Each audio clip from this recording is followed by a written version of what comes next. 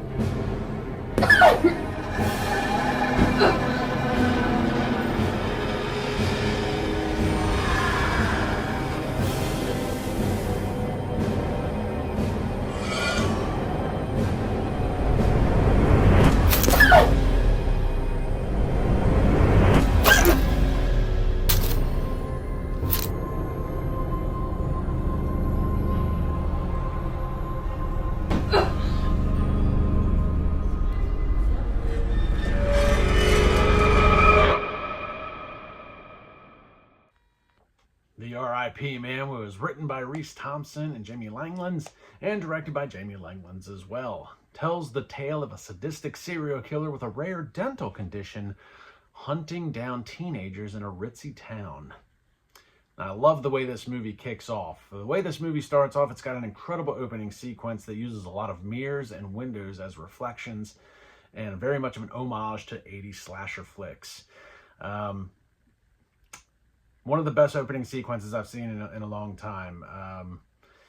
I love a good opening sequence. You know, I talked about the opening sequence in Bitter Souls. That was also very good, and this one is right up there with it, and it sets the tone for the rest of the film. Now, I will say there was a bit of a, for me, there was a bit of a confusion as to why the girl changes her clothes. I guess she was getting ready for bed. She already kind of looked like she was ready for bed, but then got into like a white negligee.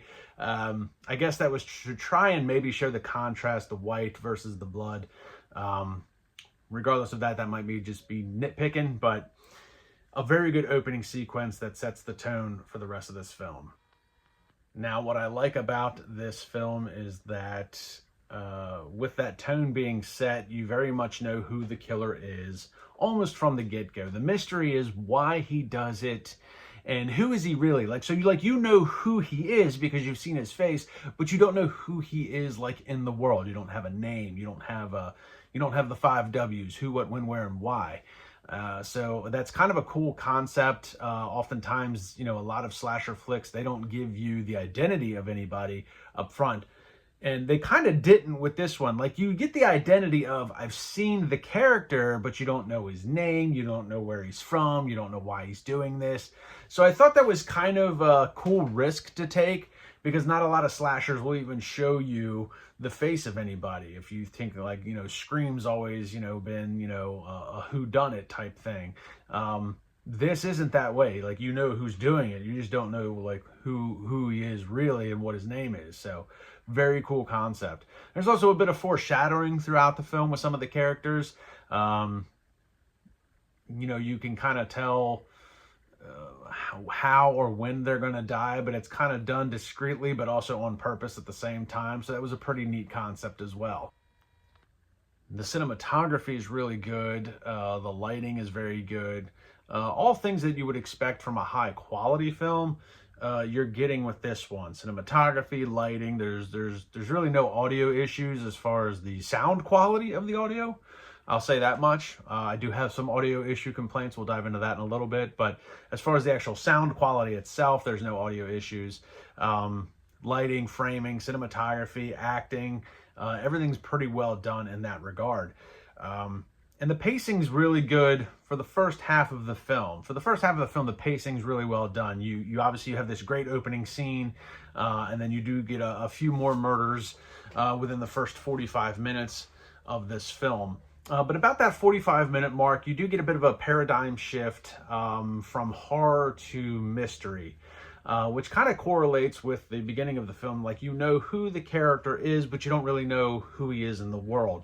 The second half of this film is kind of expanding upon that, who he is in the world. So they have this, detective that is going through trying to connect the dots with this weird character that's going around killing people and stealing teeth. It sounds silly. It's not. The way I put that, don't put any credit into that. Yes, he is stealing teeth, but there's a really cool and good explanation for that in the second half of this movie, which kind of helps solve the mystery of who this character is. But with that paradigm shift from the horror aspect to the mystery aspect, the pacing does slow down considerably in the second half of this film, and you don't get nearly as much. I don't think you get any killings really in the second half of the film. So it's very much horror slasher for the first 45 minutes. It's very much mystery detective drama in the second half. They still manage to make it mingle cohesively, even though there's that paradigm shift into the second half of the film. You don't really notice it until you're like, oh man, there hasn't really been a kill in a while. So it's a bit of a gradual paradigm shift, but it's definitely there because, like I said, you don't really get any killings in the second half of this film, but you do get a lot of information, and all of those questions that you had earlier in the film, the 5 W's, the who, what, when, where, why, get answered in the second half.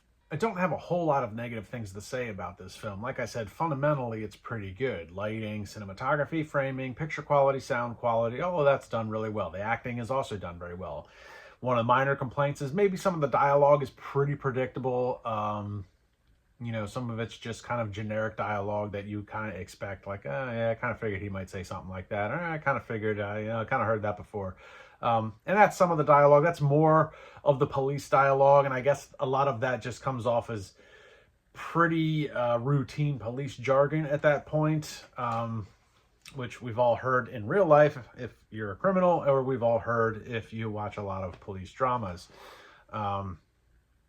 And then as far as audio, I didn't have my problem with the audio is not the sound quality.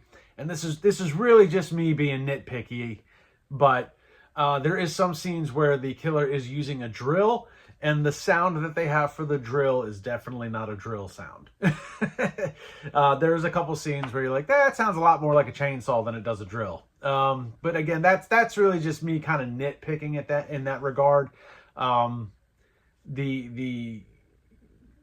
What's happening with the drill is, you get what's going on, it's the sound doesn't detract from what is happening on screen, which is oftentimes. So, if the drill was making a sound like a cow, then that would probably take away from the quality of the movie, but you really just nitpick and be like, yeah, your drill sounds like a chainsaw. And if anything, that's really more menacing, to be honest with you. So maybe that adds to the flair of the movie. It's hard to say. For me, it didn't really detract from anything. Just one of those stupid things that I happen to notice. So overall, this is a really solid flick. Good acting. Fundamentally, it's sound. There's no audio issues. Lighting's good. Cinematography's good. Filming's good. And it's a pretty cool storyline. It's a unique killer. That's what I really liked about it. The horror aspect of it, the slasher aspect of it. You know, a lot of times you get a killer in a mask, and it turns out it's really just a regular guy. In this one, I mean, yeah, he's a regular guy, but he's definitely got some sort of, you know, physical issues with his teeth. He's hairless. So he looks creepy right away. He doesn't have any teeth, which adds to it. So it's almost, you didn't need a mask with this character because he's already strikingly uncomfortable to look at. And I thought that was a really cool concept. So I kind of wish in the second half of the movie they would have mixed the killings in a little bit more with the detective work. But I will say I appreciate the fact that they showed some detective work. Far too often do we get a slasher or horror film where the police are called in and then non-existent for most of the film. Like, there's no investigating. You don't see any police work happening. I know I've made that complaint with some horror flicks before. So I appreciate the fact that they show some very grounded detective work going on. I wish they would have mixed that with the actual killings, you know, more cohesively throughout the course of the whole movie, instead of it being this horror aspect for the first half and then this police drama for the second half. Maybe kind of intermingle those things and maybe kind of do a tit for tat. There's a killing, we do some investigative work. There's some killing, we do some investigative work. We're getting closer to what's going on. There's another killing. There's a break in the case. You know, so if they would have intermingled those a little bit more cohesively, I think this would have really stepped it up above what it is. But again, it's a very good film. It is coming to streaming platforms very soon. I know right now it is doing a festival run. That is part of the reason why I got to see it. I'm one of the judges, but I can't say whether or not it gets in. Even though submissions are closed, judges are still making their judgings. Bad English on my part. So regardless of that fact, look out for it on streaming platforms coming your way in the next coming months. So check out the R.I.P. Man when it is available. You will not be disappointed. So like, subscribe, and comment to my YouTube channel. Check me out on Facebook and Instagram. You can also follow the R.I.P. Man on Facebook and Instagram as well. So do that, and I will see everybody in the next video.